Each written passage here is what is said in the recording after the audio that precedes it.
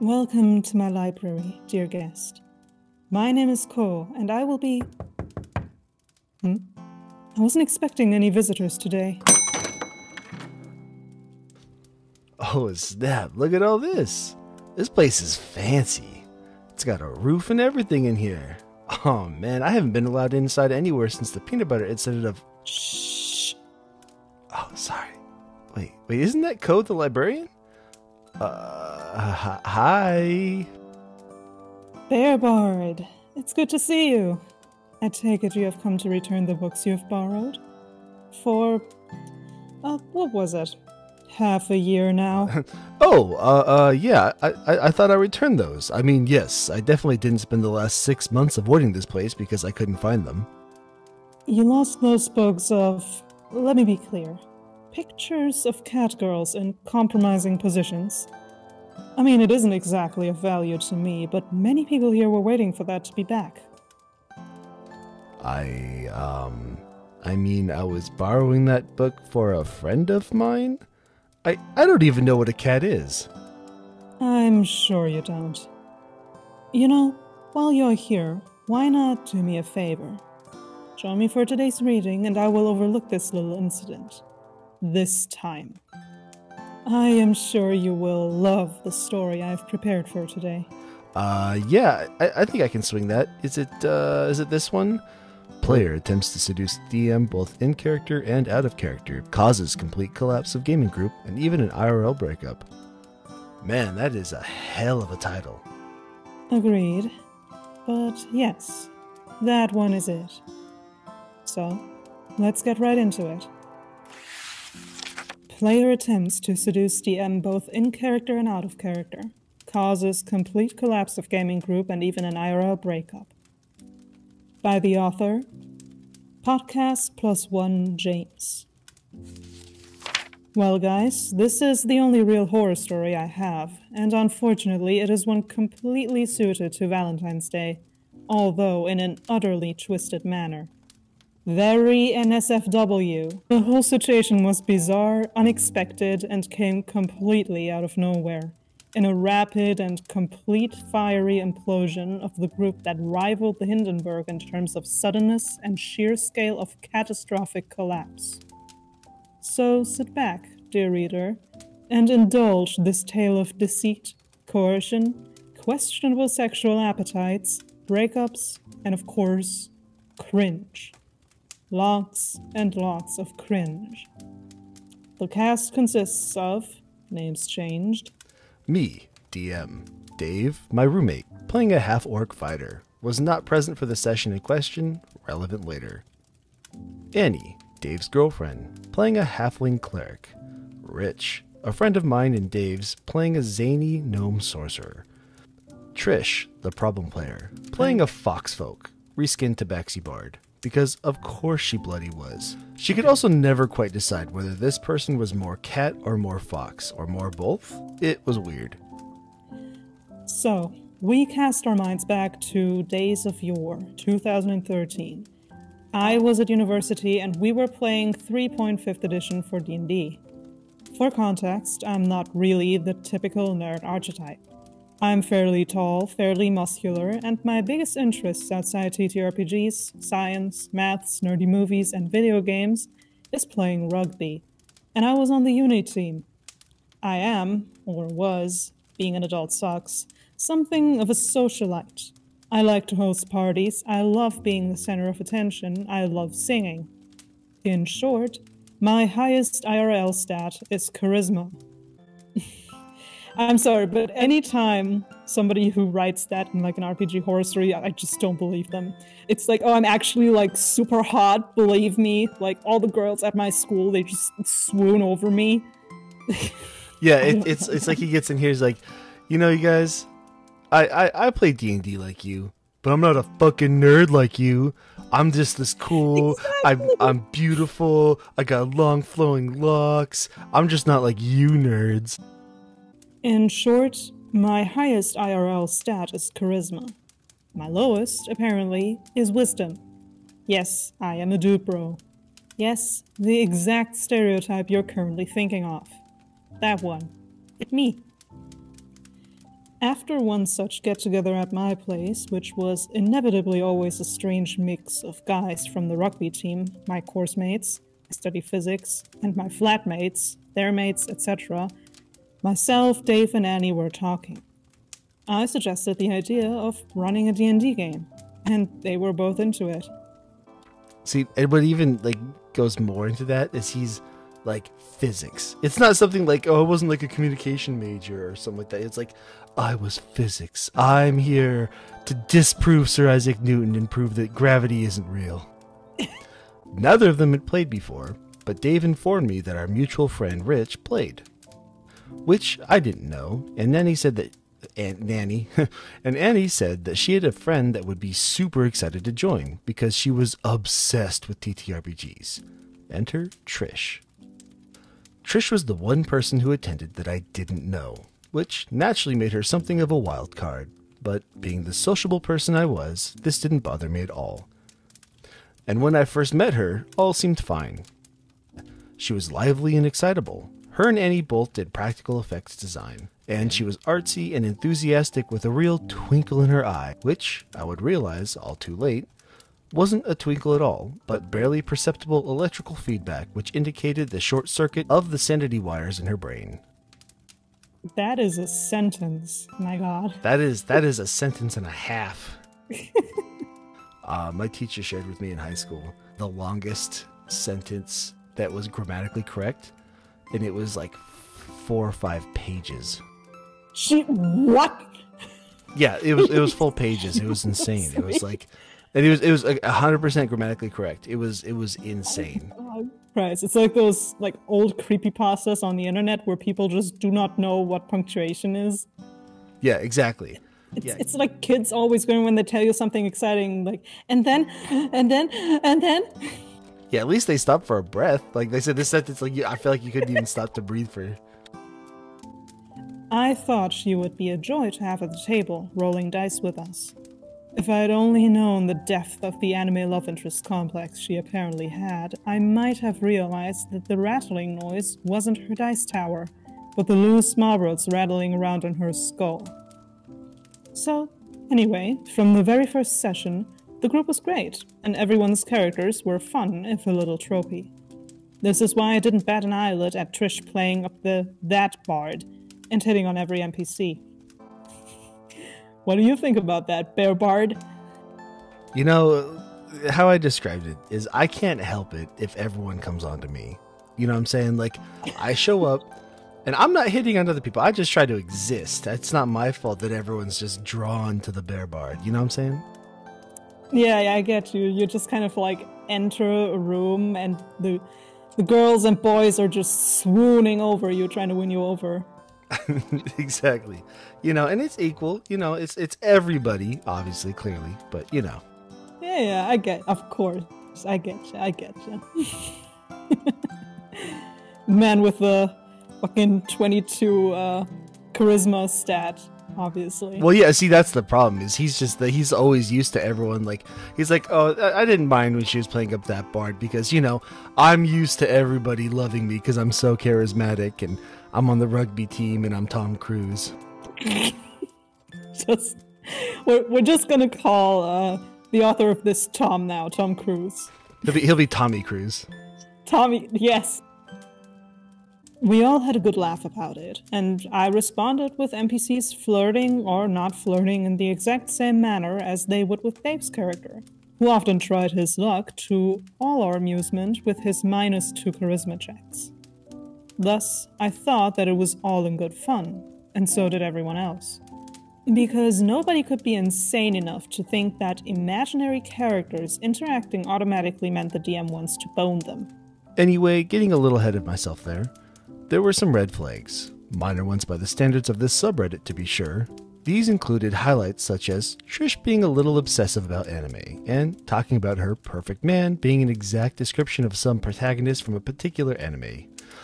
The name of which I don't remember. The thing is, so many like anime protagonists are kind of a little bit samey sometimes, so it's like, okay, this could be so many fucking people. It's like, oh, he's OP, he gets all the girls, oh my god. Is he kind of saying, oh, I'm like one of those anime protagonists? Oh my god. Yeah, the only thing he's missing is the brooding. If you know, because half of them are very brooding. The edge. He's missing the edge. He's missing the edge.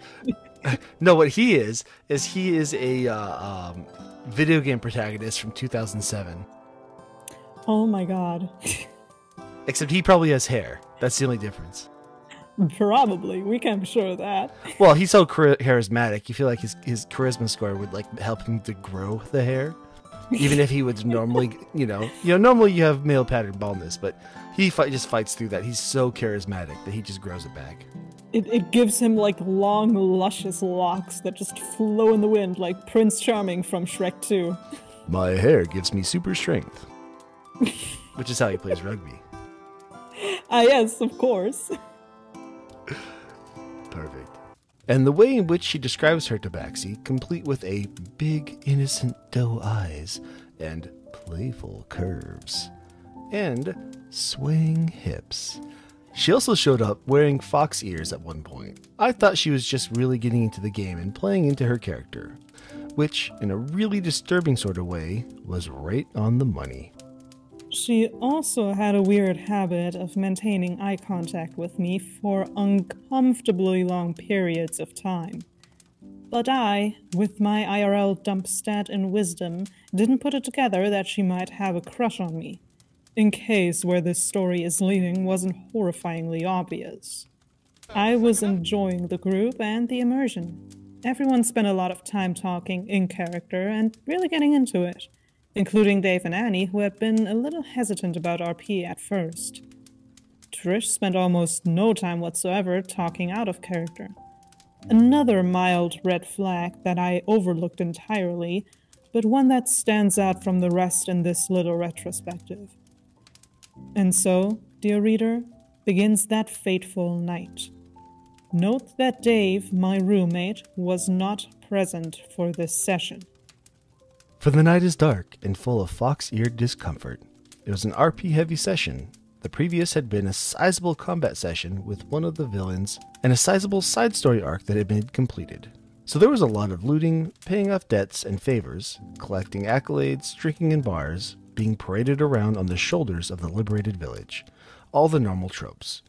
This also coincided with the end of our second-year exam period, so we were in an IRL similar mood. Everyone was having a great time in a low-pressure session, drinking a decent amount both in real life and in-game. Everyone was smiling and having fun.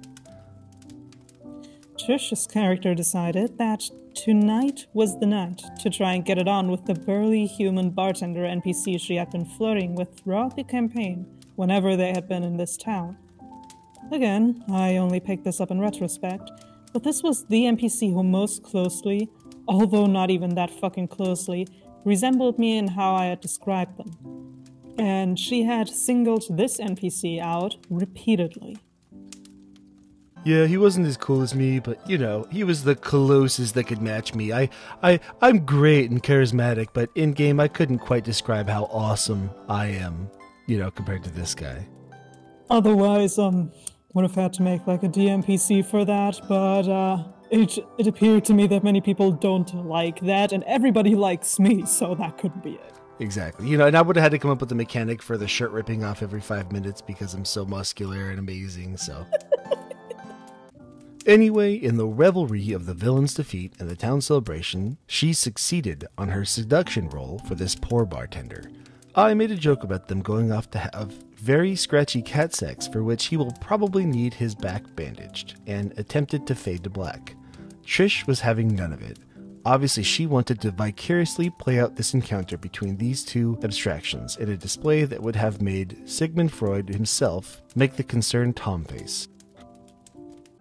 He's like, okay, you fade to black. She's like, no. Read it all to me. You just have her staring so intensely at this dude, and the rest of the table just, looks at each other in concern. They're like, shall we leave you two alone for the time being? I was say they turned to Tumblr to get some sort of a Tumblr writer to write this out for him. Oh yeah, they like totally had that like commissioned and then gave the DM the script like exactly like this.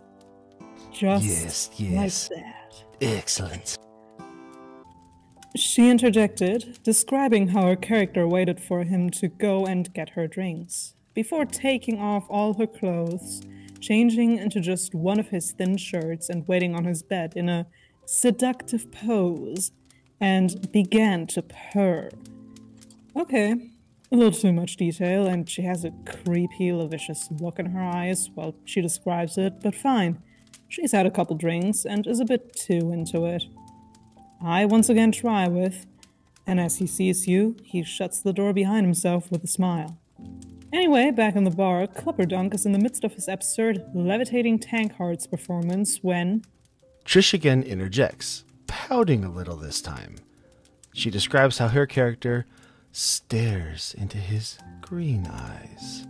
My eyes are green. The NPC was described as having blue eyes, then runs her clawed fingers through his brown hair. Again, you guessed it, matches description with me, and not the NPC. She is now positively leering at me. I'm a cartoon steak. You are a cartoon steak? You're just a... he's not a snack, he's a whole ass steak. He's the whole fucking dinner. Rich catches on to this and looks as uncomfortable as I feel. Annie is giggling. I assumed that this was nervous laughter. Not so. I quite firmly cut to black this time. But Trish looks oddly satisfied and spends the rest of the session, which lasts for less than half an hour, just staring at me and exchanging looks with Annie. At the end of the session, I'm sat with the three of them, finishing drinks before they all head back home. Trish asks to use the bathroom and excuses herself. Annie then gets up and declares that she's going home, and asks if poor, innocent bystander Rich will walk her across campus. They abruptly leave. I wait for Trish to come out of my room. For 5 minutes. At this point, I'm like, if she's taking a dump in there, that's such an absolute piss take, just wait until you get home. So I walk into my room, preparing to knock on the bathroom door. And what do I fucking see? I love his first reaction. If she's taking a shit in my room, I'm gonna be so heated. Like, that is really... I mean, to be fair, you probably don't expect her to do what happens next, but at the same time, like, come on, man. Plus, doesn't he know that girls don't poop? I mean, come on. That is very much true, can confirm. Can confirm. I say, he's like, I didn't prep the potpourri or nothing. Come on. I see Trish, and what, dear reader, do you expect she was wearing? Yep, that's right. There's a pile of her clothes and underwear at the foot of my bed. And her sole items of clothing are one of my t-shirts and her fucking fox ears. Lying in what she apparently thought was a seductive pose. Was supposed to look like if the only time you heard the word seduction was in Japanese, and the sentence ended with senpai? Oh, this dude knows his shit. He watched that hentai, as did she. Takes one to know one. Yeah. I mean, yeah, that's the problem. Like, after the other sessions, they just watched that together, gave off the wrong. So that's okay for the wrong impression. Tommy, it's your fault. God damn it. Or she just hacked his hub account, so she just watched all the same ones he did. She was like, oh, so that's what he said. This is what I must become for this Giga Chad to love me. And as if this scene wasn't absurd and insane enough, she also fucking purrs at me before giving me this look, which basically amounted to her stuffing as much of her bottom lip under her teeth as is reasonably possible in what appeared to be an attempt to devour her own chin, and blinking rapidly like she was trying to convey something in Morse code. You know what the thing is here that would actually annoy me more than anything else?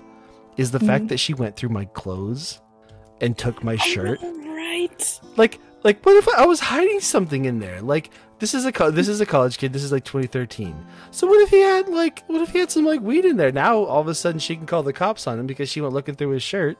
Wait, hold up. Is that where the Catgirl book went, Bearbard? Look, in the forest, I don't really have a dresser to look through, so it's not really worth even pursuing looking in that direction. Like, let's not worry about what may or may not be in my dresser at the campsite. Only because you decided to join me today, I will let it slide. Trish is not an unattractive woman by any means, even in the midst of a mating ritual considerably more bizarre than anything I've heard Sir David Attenborough narrate. But I am absolutely not into her whatsoever. I do not see her in that way, and honestly, I find her a bit weird. Shocking, I know. This should be a good enough reason on its own, but what takes this from just uncomfortable and awkward to shockingly inappropriate is that, at this time, I had a girlfriend, which she and everyone else at the table knew. Giga Chad, Ultra Tommy Cruise here. He's at least loyal. He's like, look, I got a girlfriend. Obviously, she's a perfect 10 compared to this 8 over here. But, he's at least like, you know what? I'm going to stick to my guns and stick to my lady. So you at least have to give him, I'll give him that. Good on you, Giga Chad. I am now legitimately pissed off with her for this level of inappropriate behavior. I tell her as calmly as possible that she can keep the t-shirt, but she needs to leave. She scowls at me, and I truly wish I was joking. Hisses at me like a cat. Despite how deeply uncomfortable and annoyed I am, it is an act of sheer abject absurdity that I cannot help but burst out laughing. In high school, I knew people like this that would hiss. Like, imagine like you're in this situation where this like half naked person rifled through your stuff, took your shirt, is trying to do this whole thing in front of you. You have a girlfriend, you say no, and in all seriousness, I mean, dude, if they want to be role-playing as a cat, just treat him as a stray cat. I get my broom, and I just fucking shush them out of my room then. Would be even better is he gets a squirt bottle. Bad. Oh my God, yeah. Bad. It's like, bad cat. It's like, oh my God. It's funny because I had this conversation with some of my friends, right? What if Catgirls were real? What would happen then? Where they're more like actual cats, I guess. Do you buy them? Do you buy Catgirls? If so, isn't that sort of slavery, or are they not enough human for that? It was the weirdest fucking combo. That's valid because we assume that they're just people that have cat-like tendencies, but what if they're cats with a couple of people-like tendencies? Yeah, what if they're just, I don't know, very intelligent cats that can just talk? Or make it even weirder, just imagine you have cats, but they have ears of a human and the ass of a human. They're cats, but with human hands, so they get thumbs, but they're still furry. Oh my God, I'm just imagining what that would look like, and oh my God, I should not have done that. That's just an affront to God. So when they're sitting on your counter, they can just pick up the glass and throw it off. They don't just have to knock it off with their paw. So the lesson, I suppose, is don't make Catgirls a thing. Just don't. Elon Musk, when you're inevitably listening to this episode, I know you want to, but don't make Catgirls, Tesla trademark Catgirls, a thing. Fucking Tesla trademark. Oh my God, imagine just on every Catgirl in existence, there's just this little Tesla logo tattooed onto them. But it's a tramp stamp. Every single one has a Tesla tramp stamp. I mean, you're not wrong, but I kind of hate that you're not wrong. I'm gonna continue now. Probably safe. She immediately loses her shit, grabs her clothes in a bundle, and runs outside my flat in just my t-shirt, not even stopping to even put on underwear, screaming at me the whole way. Aren't they in college, right? So they have college dorms and all that kind of stuff. So Imagine you're just out on campus one night, and there's this girl in fucking fox ears, no underwear, and just like a thin t-shirt, running over campus screaming at somebody. You know, probably not as uncommon as we think it is, if I'm honest. Damn, college life sounds wild. My god. Well, I guess it's Tuesday then. There's another cat girl, half-naked cat girl yelling at a guy. Apparently, either Annie or Rich has forgotten something, so they're about 100 meters away, walking back towards the flats.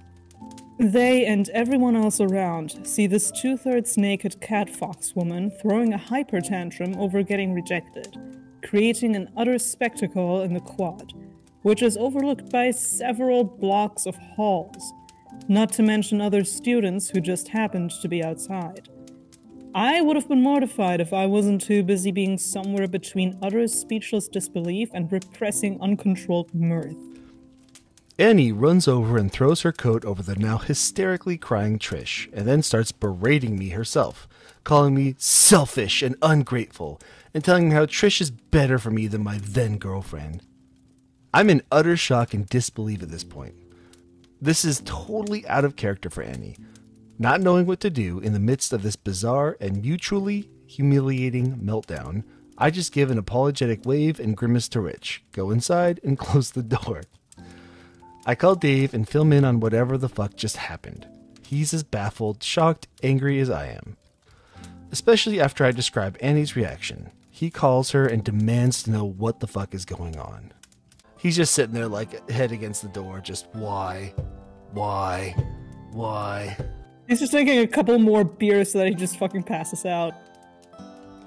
Yeah, they were all excited for their midterms or whatever being done. Like, he was all feeling all good. He's like, damn, I got this cat girl out here just trying to ruin my night. Dude, she went out, but as cats are, like, you let them out, they want in again, and now she's just standing in front of the door scratching at it and screaming and screeching. Exactly. She just wants back in. He opens the door, she walks in, like, no, walks back out. As it turns out, Trish and Annie had concocted the events of the evening together. Annie had informed Trish that Dave would not be present, making it a good night to make her move. And Trish had apparently described the rest of her cringe-inducingly misguided plan. This is also why Annie was giggling at Trish's in-character shenanigans earlier in the night, and why she had so abruptly convinced Rich to leave with her when Trish had asked to use my bathroom. This, it seems, was the signal. Dave called me almost 2 hours later, which was almost 4 a.m. by this point, and said that he had a huge argument and shouting match with Annie over the phone, and that they broke up. I received a text from Rich the next day, saying he didn't want to play with us anymore because he couldn't handle the drama, although I explained to him that Trish would absolutely not be there again. I couldn't really begrudge his decision to leave with such a sour taste in his mouth. I blocked Trish's number almost immediately after she left, and the only correspondence I had with Annie was a text from her that just said, cunt, before I blocked her too. Dave and I never played D&D together again, though we're still friends to this day. So that's it, Reddit. That's my one and only horror story. And most of it had absolutely nothing to do with the actual game. It kind of sucks that he never played again with Dave, to be fair. That does suck. It sucks that, like, it sounds like this was, like, a good group they had going and a lot of fun, and it sucks that because, like, someone took it too far.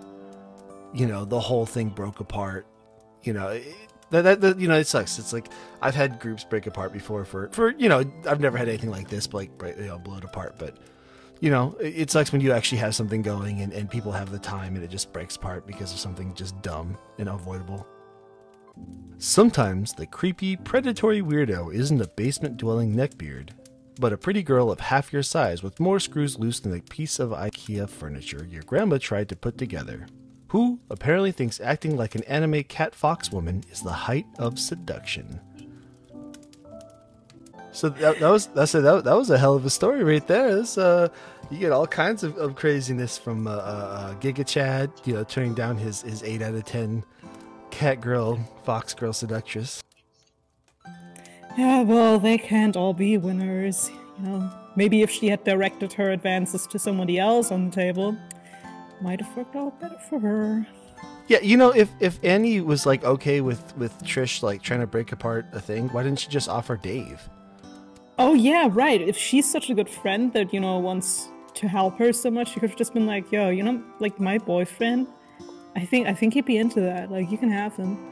No, I know he's into the Catgirls. You're good. You got this. You got the Annie. But yeah, that was it for today's story. And thank you, Bear Bart, for joining me in reading this tale. Go subscribe to his channel. He also reads horror stories and is lovely to listen to. And with your work here, your debt has been repaid. Oh, great. In that case, do you have a copy of Catgirls 2? Two Cat, Two Girls? Get out.